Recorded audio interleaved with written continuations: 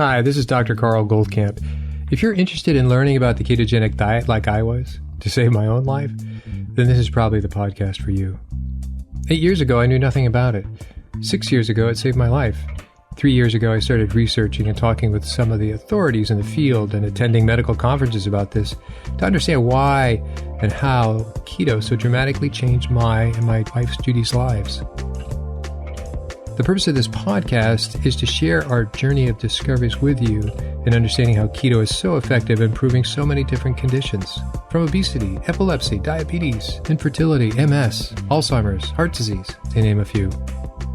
So take a step away from all the hype you've probably heard and roll up your sleeves with me and join me weekly to explore this living miracle that anyone can access. We'll talk science, we'll talk food. We'll explore its history and evolution to today, which is that the sheer wonder of the ketogenic way of eating has changed untold number of lives, unlike anything before it. And in case I forget to mention it, please join our Facebook group, Keto Naturopath. Hi, welcome back to another episode of the Keto Naturopath. This is Dr. Goldkamp. So today, this episode is going to be the last episode on COVID, which is a topic that I really didn't want to cover until we got it. And then I realized, why shouldn't we talk about our experience and then do a little basic, hopefully unprejudicial research just on some of the broader, perhaps more interesting topics. So what I wanted to go over today was some of the ideas that is there such a thing as a predisposing factors or a predisposition to getting COVID? I'm going to push aside the whole idea of metabolic health. That's been talked about. I've covered it on past episodes. We know that's a thing. So I'm not going to get into that. So metabolic health would basically mean, long story short, anybody who is severely overweight, is diabetic, and so on and so forth, they have a real stress, pressure on their mitochondria to perform, and it's not doing very well. And it's kind of accumulated over time. I'm not going to go any more to it than that because that has a lot of different, if you look up diabetes, if you look up elevated insulin, elevated glucose, and all these things, you'll see that they in themselves have a lot of associated comorbidities. And it's almost too easy to say, oh, that's the answer. And that's initially what all the news was about. Hey, look who's ever getting sick. Well, guess what? Every flu has that same association. So it's not a COVID-19 association exclusively. It's a flu association. So the comorbidities of people who die from the flu are pretty much ranked in the same order as they are with the COVID-19 because it's a flu. Influenza, same thing. So that's been covered. And that's really a whole different track. And yes, it's true, but it's no longer interesting for me, and it's not going to be on this particular podcast. There are other ideas there that are not really supported because nobody does research on this. Nobody does research on this because the money's not on these particular topics. However, I thought you should know about them, and I thought that you would probably think that they would be pretty interesting to think about. So, okay, let me go over some of them. You probably have never heard of blood type in association with COVID. And specifically now, we're talking about COVID-19. So if you were to, and I come at this, hopefully some of you have heard about blood type diet and then eat right for your type. These are all topics that actually are very big in Japan. And it came initially was the work of Peter Diadamo, a naturopathic doctor who is trained in Germany, senior, who practiced in Portsmouth, New Hampshire. I think he died about 10 years or 10 or 15 years ago. And his son, Peter Jr., who works, I believe, in Greenwich, Connecticut, and so on. And he now, 20 or 30 years ago, picked up the reins from his father and came out with a series of books, Eat Right for Your Type, which is your blood type. And when we were in medical school, we thought, wow, this is really interesting. Unfortunately, it didn't work for me. So it works for a lot of people. I've been giving a lot of talks, and you'll find afterwards people go, have you heard about Eat Right for Your Type? And I'll say, yes, I have. And he goes, oh, it really has worked for me a lot. And I ask, well, what was your diet like before you did this? So I'm not taking credit away from Eat Right for Your Type, which is a very specific dietary structure for each blood type. And so blood types are Are you A? Are you B? Are you AB? Or are you O? And in addition to that, you look at rhesus positive or negative, and the R comes from the rhesus monkey. That's where it was tested. So you have A positive, A negative, B, right on through the whole rank. And so of that, this concept that you've heard about, feel free to Google it. And there's not a lot of papers on that. There's this, who's going to spend their time. But it would be interesting if these factors were correlated. There's enough people who have had COVID-19 by now. Certainly, if you can look at the death, who have died and are there any correlations? Not much of that really is being done other than the obvious of metabolic health. That is the things we've already talked about. So you can go a little more nuanced. We're hearing about vitamin D deficiency. There's a greater vitamin D deficiency with those who experience the worst symptomology of COVID-19. And so that's why people are worried about vitamin D. But there's not a lot of correlations in terms of either nutrient deficiencies or genetic predispositions. It's kind of a crapshoot. However, the topics are out there. So if you go into Google and you say blood type and COVID, you will find that on that list of possible predisposing factors, the blood type would be A positive. A positive happens to be my blood type. It's not Judy's blood type. I have really no opinion. I find that's interesting, but there's just not a lot of evidence to sort of point in that direction. It's like, well, okay. So it's like a lot of other things. You can float the idea, but until you get the money to do an actual study or to cull through all the data, it's just an idea. But that is an idea out there that there's a predisposition. Also, the least associated blood type with, and this is loosely correlated, is O negative. So the universal donor is the least likely, supposedly, to get COVID, and the most likely to get COVID on a per blood type basis is A positive. So if you're A positive like me, is there anything you can do? I guess I would pay more attention to the supplements I'm taking until this whole thing passes over us. I wouldn't get too worried about it, but that's just an idea. Others' ideas are certainly the elevated insulin, which is secondary or caused by consistent and sustained elevated glucose. That kind of goes hand in hand. And that also goes along with poor metabolic health. However, if you know, and you know enough about yourself to go out and get your own insulin test and you're worried about, you may not be overweight, but you may have these predisposing factors. So elevated insulin, elevated glucose, check it out. You should get those done. If I've said nothing else 1,000 times over the last 3 years, it was about go out and get your fasting blood glucose levels done and you're together with your insulin and your CRP, which is an inflammatory marker. CRP would be another blood test that I would guess would probably not be a predisposing factor, but once you start coming down and start experiencing your symptomology of COVID, your inflammation is going to go up. And then the question is to everybody how to bring your inflammation down and keep you from feeling miserable. And that's what we've talked about in the last podcast. Moving on to other things, here's some other issues that are in the works, because as you remember, we talked about a bacterial infection, high fever, spikes fever. You fast, in essence, not like you're thinking of fasting.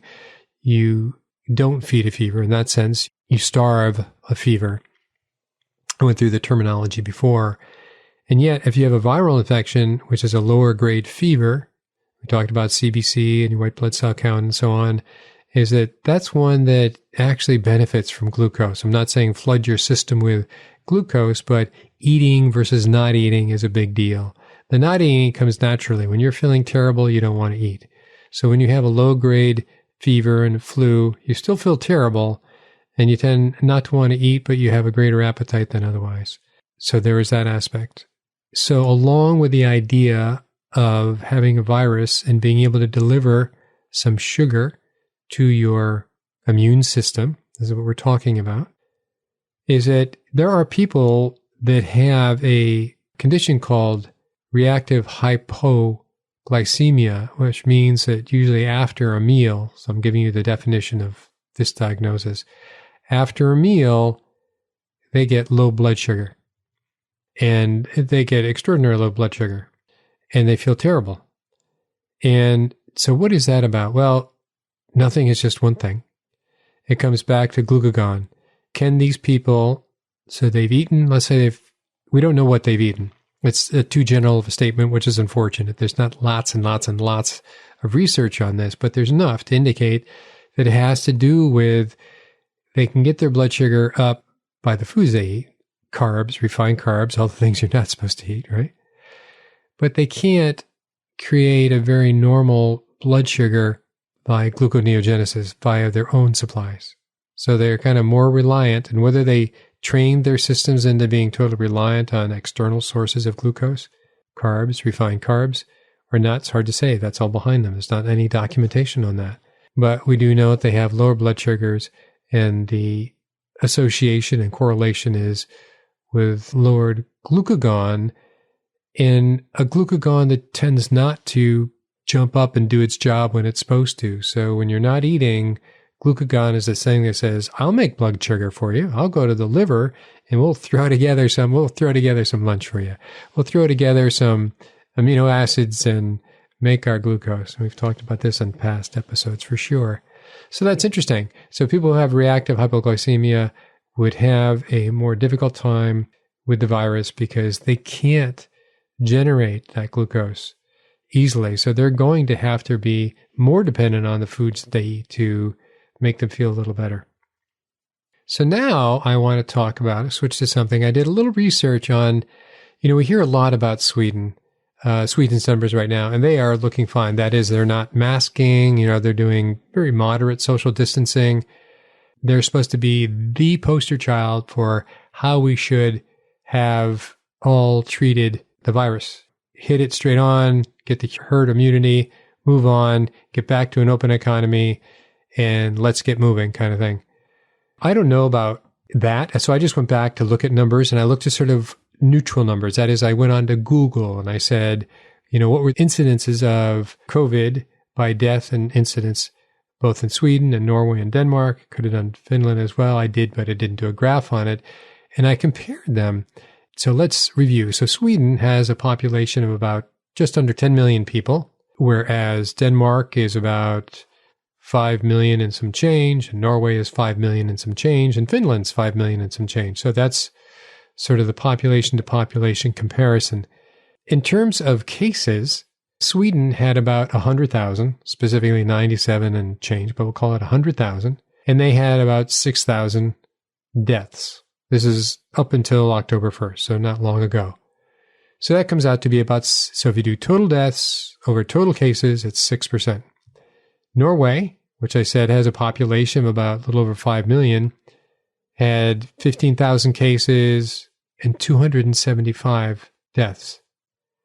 That's a 1.8%. So if you do total deaths over total cases, 1.8%. So it's less than 1/3 the outcome. They've been heavy into social distancing, heavy into wearing masks, heavy into let's take this seriously. To the point that, I lived there for a couple of years, not that I know what the current situation is, but I am in touch with people who live there, and we PM back and forth and talk to each other back and forth, is that if one knows that they have COVID and they go to a party or they go to a function, they can be arrested. I don't know what arrested for how long, but it is a crime. In essence, you've weaponized yourself. It's pretty severe. That's how severely they're taking it. So just looking at the numbers, I'm trying not to make this political. I'm saying look at these numbers and what does that mean? This is like one more issue, by the way, you can't talk about in these particular numbers. People go, what about people dying from all these other things? I'm not talking about people dying from all those other things. I'm talking about just looking at these numbers. It's really hard to talk on Facebook or any other place without suddenly turning into something else. So Norway is 2%. Now let's look at Denmark. Denmark has about the same population, within 100,000, same size population as Norway, obviously over a smaller geography. And they had twice the number of cases of Norway. They had about 32,000. And they had only 667 deaths. So that turns out to be about 2%. So about the same percent of total deaths over total cases as Norway did. And Finland's the same. So that's interesting. And yet there's still social distancing and so on and so forth. So when you compare, if I was to walk into Norway now, walk into Denmark now, walk into Finland now, you would see Denmark is actually be much more open now, but it has some cases coming back. Whereas when you look at what's going on in Sweden now, they're zero, basically, hardly any. Since October 6th, there's been one case. So it's very flatline, which is, I say that in a good way. And so that's why they're considered the poster child. It's like, wow, whatever they did, they got to the right place and now they can be on functioning and they're all good. So the assumption is they've acquired herd immunity. That is, everybody has that kind of immunity. And or that the actual virus that is circulating within Sweden has attenuated. It's become weaker and weaker and weaker, and that doesn't bother anybody, which both of those things are what happens in the course of any flu season. The virus attenuates, gets weaker, and the population generally acquires a herd immunity. So in the end, people don't get affected as time goes by. And it looks like Sweden has achieved that. But they've had more deaths by comparison. So I'm only looking at Scandinavia because they have a similar population. I know they all had brought in refugees, so they're no longer a monolithic population, given that. But they have more in common than other parts of the world in terms of neighborly states. So that's why the comparison is really pretty interesting to look at. Norway really doesn't have much in the way of cases. It goes up, it's not a rise. It's just a blips as it goes through. Denmark is having some of its, come back a little bit on very low numbers. It's just interesting to see that what are we looking at? So when I look at Sweden now, my conclusions are now that, well, they really paid a big price. They paid roughly 6,000 people died for them to give herd immunity, versus Norway just had 227 deaths due to COVID, and Denmark was 667. So I'd say that there's a pattern. I'm not trying to make it political. There's no right or wrong. They chose different paths. Maybe Sweden didn't choose anything. They just let it happen. So I don't know how conscious or unconscious, how social this was or not social, how governmentally enforced it was or not. It's just that it's interesting. What it takes to get to herd immunity is open the doors and let everybody get sick, and some will die and some will pick up the immunity and pass it on. That looks like that's what the lesson is. So when you get to much larger population and much larger countries like the United States, it's almost impossible to be able to implement one or the other. It's, as we're knowing, it's impossible to go through a stringent lockdown and having everybody obey. At the same time, it's unreasonable if we're looking at these same numbers could be reproduced in the United States, just let everybody get it and see what happens. I think it's tending towards more that way, that people are getting so tired of hearing about COVID and so on and so forth, and they think that nothing else is being reported. And I guess that's what they hear.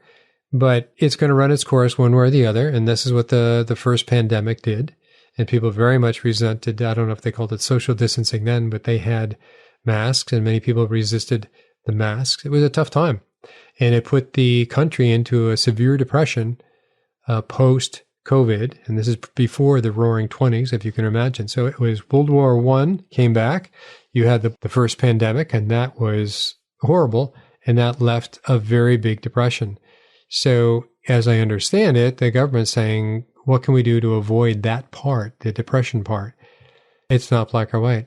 But I just thought it was interesting. I wanted to go back and saying, so what did Sweden do that was so great? And well, they're in a great place right now, and everybody's enviable that we all want to be Sweden. But looking back, I don't think we all wanted to have a 6% total deaths over total cases. So there you go. I hope that was worth listening to. It made my eyes open, saying, whether they did it intentionally or not, that's where they got to, and now they're in a good place. So I am going to leave those topics behind now and saying, at this point, it's on you to, these questions that come up in the Facebook group of people who don't really read of what's printed there. Things like hydroxychloroquine, these are things that reduce your symptomology. They are not vaccines. They do not prevent you from getting the flu. All these things are about reducing your symptomology. So your immune system isn't something that's in a steady state. Your immune system is so clever that when it needs to, it rises up to fight whatever it has to fight. And then it goes back to, goes back to sleep in a sense. And so that's what a raging fever is. It's your immune system fighting something. It rises up. And you can measure that in terms of a very high white blood count. And you can differentiate between viral and bacterial. And you can even look into fungal, but that's not the issue right now that we're looking at. So this is quick and dirty. I hope it was worth listening to. It's just that there are possibly different predispositions that we have. And I thought you would appreciate looking how some cultures have decided to respond to the pandemic and or not respond to the pandemic and what their results have been. It's not a right or wrong. It's not political. I live where I live and I do the best that I can. And I'm trying to support anybody out there, since we got COVID, to say, hey, here's what we're doing. This might help you to have a better outcome should you be exposed to and should you start coming down with the symptomology, the symptoms of getting COVID. There's much you can do, and I hope you use some of this. So take care. Goodbye. Hi, this is Dr. Goldkamp. I just wanted to encourage you to send in your questions to drgoldkamp@ketonaturopath.com. Many of you have, and so what I've done with these questions that I've gotten back to most of the people I email, but some of the questions that were so good, and if they were overlapping to other questions, I would combine them and try to put that into the topic of a podcast, either via one of the micro topics that are covered in an interview. As you know, we cover a lot of topics in any given interview, or some of my own sort of reporting, if you will, on some of these issues. So please keep the questions coming. Feel free to send in an email, and I will get back to you. Stay listening, send in your questions, and I will definitely get back to you.